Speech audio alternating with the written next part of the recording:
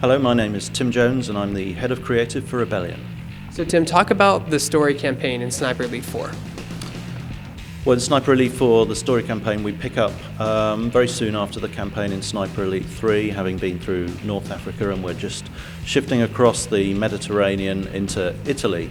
It's 1943, it's before the main hostilities have kicked off in Italy, but as Winston Churchill said at the time, it's strategically considered the soft underbelly of the crocodile, and so it's up to you to gain influence in the area and pave the way for a successful Allied invasion. And the political situation is very interesting there and quite sort of complex, with the Nazis being there as guests of Mussolini, with the Italian fascists. There's various partisan resistance groups that you've got to gain influence with, alongside doing your naturally your sniping missions. There's a huge variety of environments, from beautiful mountain villages to monasteries to dockyards and Nazi installations. There's all sorts for the player to enjoy, and it's a bit of a sniper's playground. So where does this game take place within the timeline of the other Sniper Elite games in the franchise? So Sniper Elite 4 takes place almost directly after the events of Sniper Elite 3. It's 1943 in World War II, but it in fact does take place prior to the events of Sniper Elite V2, which was like right at the end of World War II. So it's kind of a prequel to that, but a sequel to Sniper Elite 3, if that makes any sense. We're kind of jumping around in time. So can you talk about some of the research your team does to make sure that stuff's fairly accurate? Weapons, gun, locations, the history in general is fascinating for that time period. Well, we take great pains to be as accurate and authentic as we can to both the history and the detail of the weaponry in the game. We've had visits to the Royal Armouries in the UK, where they've got thousands of guns and weapons from throughout history. They're real experts on everything, but they've got thousands from World War II itself. We went up and they trained us in how to fire and handle a World War II sniper rifle, which is more difficult than you might think, and so that was really educational. And they were really impressed at the level of detail that we go into with the ballistics and the handling of even the detail of how you reload or rechamber a weapon.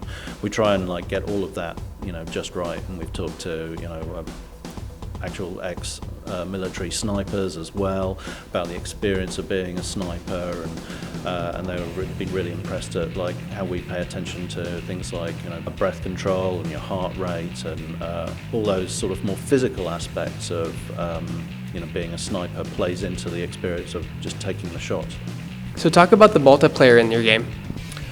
So multiplayer is always a big part of Sniper Elite. We've got a really sort of dedicated following online, and this time around there'll be no exception. We've got a lot of the favourite modes like Team Deathmatch and Distance King coming back, but we've got some new modes as well. There's one that we'll be able to play today, which is the control mode, which is quite a fast-paced mode where everyone's trying to take control of a particular control point and see who gets to the point limit first.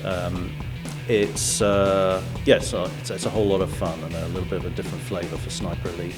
And in addition to that, we've got the return of survival cooperative mode, which is kind of our horde mode where you have to survive for as long as you can, but this time around that's for up to 4 players instead of up to just 2. And you can play it on your own if you want to, if you really want to challenge yourself.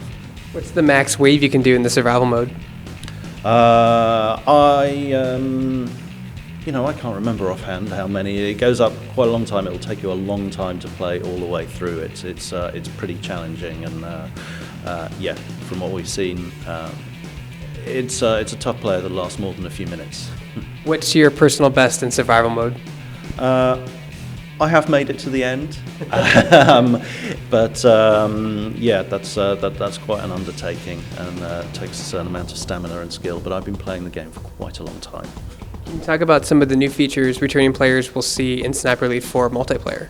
So multiplayer in Sniper Elite 4, we've got a whole bunch of new environments, as you might expect. We've got some really great sort of open levels that are perfect for sniping, and we've got some more closed-in ones as well.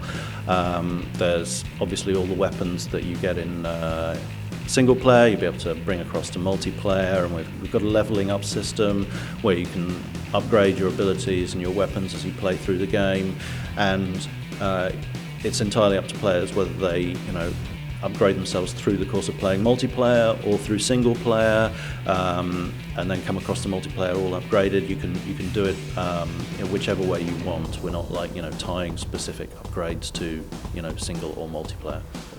And then when does the game come out? What platforms will it be on?